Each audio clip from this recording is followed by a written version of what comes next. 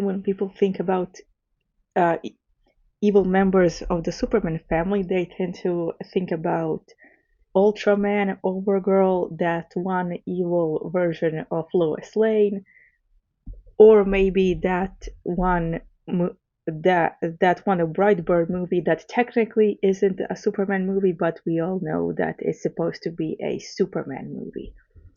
But now we have a new addition to this roster, and it's one of the most heartbreaking stories I've seen yet that tackle this subject. Welcome everyone, my name is Tiro Onaka, and today we're gonna be taking a look at Kara Zor-El, aka the Eradicator. So, when I first started watching my adventures with Superman, I fully expected it to be a very light-hearted, very cute, and granted, in season 1 and half of season 2, it was just that. It delivered on what it promised, and we had a lot of cute adventures with Clark, Lois, and Jimmy. Things did ramp up a bit towards the end of season 1, but still it was very lighthearted for this show. However, as soon as the second half of season 2 started and the Kara was introduced, we started seeing a lot more darkness. However, I wasn't really ready for the type of darkness that this show would deliver with Kara, or the Eradicator, as she is called by Brainiac. In this version, Kara is raised by Brainiac, who is, of course, a supercomputer built by the Kryptonians and is the reason why Krypton is no longer around. He wants to make a perfect version of Krypton, a new empire. And for that, he's using Kara, who, for the most part, believes that they are doing good. She's been raised by Brainiac, it's all she knows. And when she finds out about Clark, of course, she wants to bring him into their new empire. But of course, Clark isn't really keen on that, and he can see that there are things wrong with his cousin, and not only that, there are things very wrong with Brainiac and his whole idea of what a Krypton empire should be and what a real Kryptonian should be like.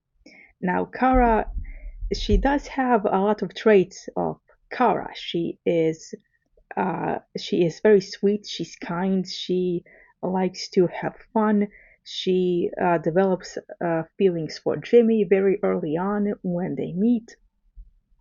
So there is a lot of Kara still underneath this Eradicator persona of hers, but she's also been very indoctrinated by Brainiac's beliefs. First of all, she believes him to be her father and tries to be the obedient, perfect daughter to him, even if that means being a weapon. However, where the darkness here comes into play is not only in the way that the Brainiac talks to and interacts with Kara, being very dismissive and often very cruel in the way that he chastises her and in the way that he talks to her, even in front of Clark. But where the really fucked up part of all of this comes in is when we are, first of all, when we are introduced to the Black Mercy, which acts like, which we have seen before in Superman lore, but in this version it traps Clark in a perfect version of Krypton, but we also see a version of Krypton that has been shown to Kara, this perfect utopia where people are happy and Kryptonians thrive. And it is this version of Krypton that Kara believes that Brainiac is bringing to every world they visit.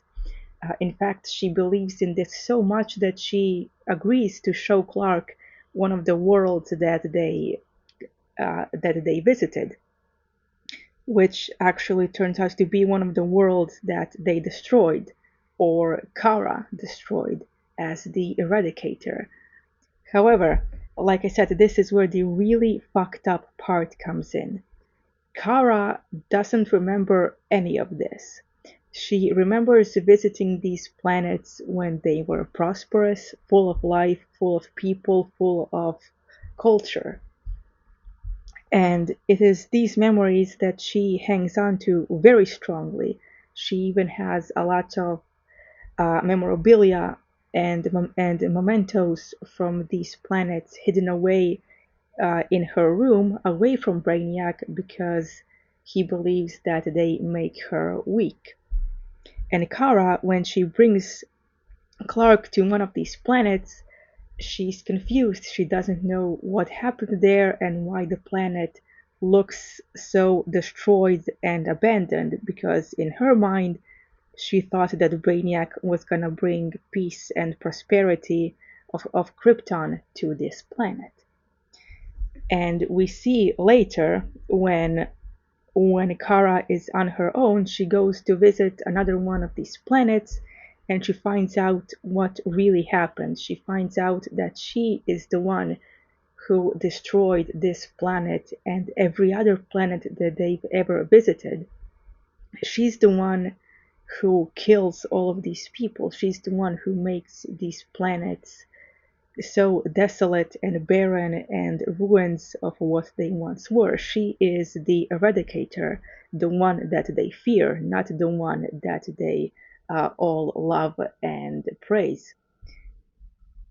And this, to me, seeing Kara realize that she's the villain, and how she realizes and finally remembers all of those planets that she destroyed and those lives that she took, going from believing that she's a savior and that her father is a savior to realizing that, oh fuck, we're the bad guys here. And not only that, but I'm the bad guy. I killed millions of people for for for for an empire that doesn't even exist. That to me is one of the most fucked up stories that I've seen, and the last place I expected to see it in is something as lighthearted as my adventures with Superman. Up until that point, I thought that, yeah, sure, something very fucked up is happening here with Kara, and maybe she is being influenced by Brainiac or made to do these things, but maybe she doesn't want to, maybe she's reluctant. But I didn't think they would take it completely in a mind control way where she doesn't even know or realize what she's doing and how long she's been doing this for. Uh, she's she's been conditioned into this way of thinking, into this war ever since she was a kid. She doesn't know anything else really. And when you juxtapose that with the way that Clark was raised, with love and compassion and friends, you really get this picture of how isolated and alone Kara is, despite having a father figure in her life, or who she perceived to be a father figure. And when that all falls apart, she's alone and scared. She doesn't have anyone to rely on, uh, not even herself, because at the end of the day, she is Brainiac's soldier. She is the eradicator of worlds. And when he commands her to wake up and kill Kal-El, she doesn't have a choice. Even though we do see this internal and external struggle within her to break free of his influence. And once she does manage to do that, we see a new Kara, uh, a, a, a Kara who goes from being a destroyer and a soldier to Kara uh, who then becomes a friend and a family. And of course, that's where her change in costume also happens. She goes from the Eradicator to Supergirl. And I'm very interested to see how this change will influence Kara and how she's going to adapt to a life on Earth in season 3.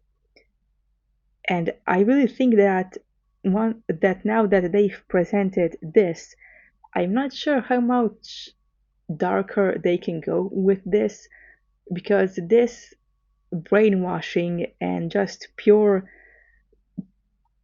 mind wipe that Kara's been experiencing her whole life, and this altercation of memories and perceptions of reality and of who she is as a person, who she was supposed to be as a person, to me is something that's going to be hard to beat in terms of a dark storytelling, not just in this show, but in terms of super family lore in general.